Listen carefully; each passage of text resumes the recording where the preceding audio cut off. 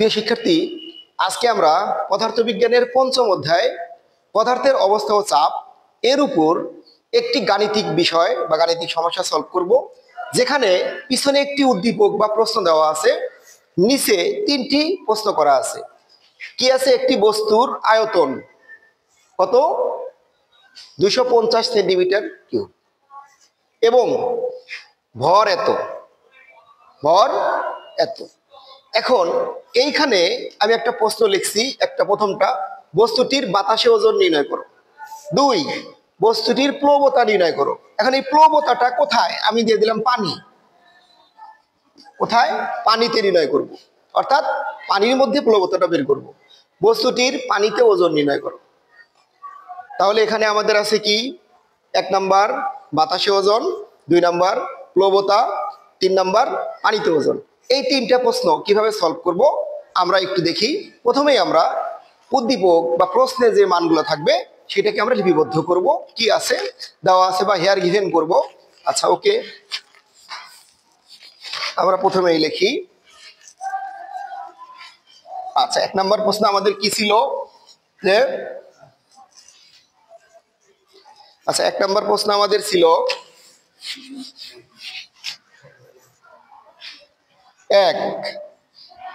এক নাম্বার ছিল বস্তুটির বাতাসে ওজন, অর্থাৎ বাতাসে ওজন নির্ণয় লিখে নিলাম। 1 নাম্বার কোশ্চেন ছিল আমাদের এইটা। তাহলে এখানে দেওয়া আছে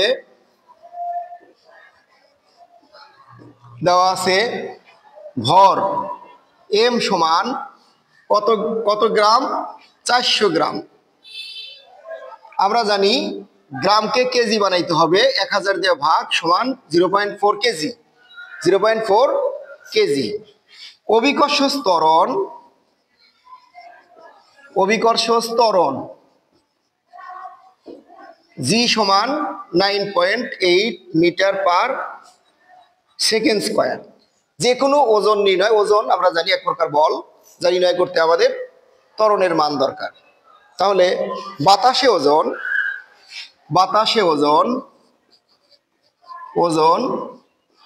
W1 সমান ওয়াট। W1 সমান ওয়াট। এখন আমরা লিখতে পারি, আমরা জানি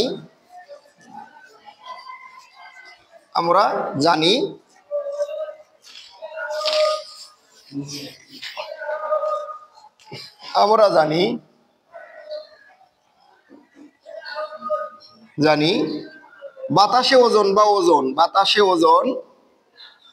ওজন একই জিনিস। ওজন W1 সমান mg সমান m এর মান কত? 0.4 গুণন 9.8। এটাকে যদি আমরা হিসাব করি কত হয়? 4 নং 36 32, অর্থাৎ টোটাল হয় 39.2 এত নিউটন, অর্থাৎ 3.92 নিউটন। 3.92 নিউটন হিসাব করে যে মানটা আসবে ওই মানটা আমরা ব্যবহার করব। এটা গেল 1 নম্বর প্রশ্নের অ্যান্সার। তারপরে কি ছিল আমাদের? প্রশ্ন নাম্বার 2। আমরা মুছে দিলাম, জায়গা কম, প্রশ্নটা তোমরা তুলে রাখবে। আচ্ছা, এখানে দেওয়া আছে কি? 2 নম্বর প্রশ্ন ছিল প্লবতা নির্ণয়। আচ্ছা, এখানে দেওয়া আছে কি? দেওয়া আছে আয়তন ভি সমান 250 সেন্টিমিটার কিউব। আমরা জানি সেন্টিমিটারকে মিটার বানাইতে হবে। আমরা এটাকে কিভাবে লিখবো? 250 ভাগ 100 গুণন 100 গুণন 100, অর্থাৎ মিটার কিউব বানাইতে হবে। সমান, এটা ব্র্যাকেট দিলে আমাদের আসে 2.5 গুণন 10⁻⁻⁴ মিটার কিউব। এটা আসলো। তারপর দেওয়া আছে কি? তরলের পানির ঘনত্ব আমরা জানি রো সমান 1000 কেজি মিটার ইনভার্স 3। ভি পানির ঘনত্ব, আর জির মান আমরা জানি জি সমান 9.8 মিটার পার সেকেন্ড স্কয়ার। অতএব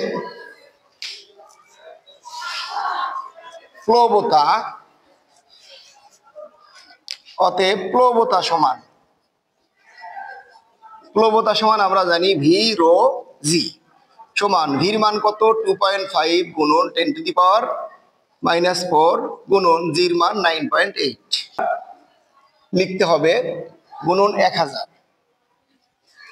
আচ্ছা এখন তাহলে গুণন তারপর কত 9.8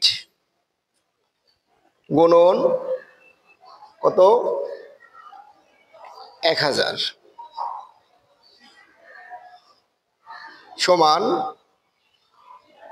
আসছে কত, অর্থাৎ এইখানে 2450 নিতে হবে কত 2.450 বা 2.45 নিউটন।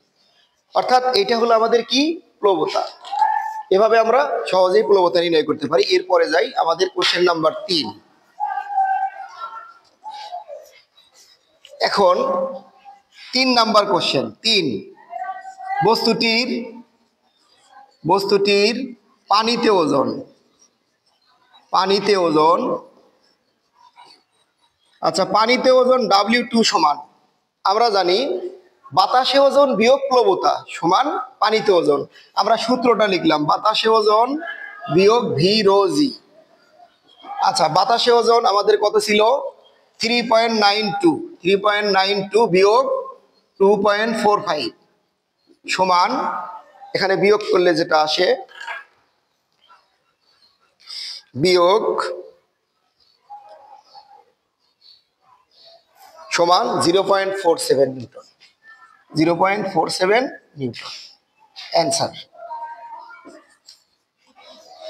তার মানে কি এভাবে আমরা বস্তুর বাতাসে ওজন পানিতে ওজন এবং প্লবতা নির্ণয় করতে পারি।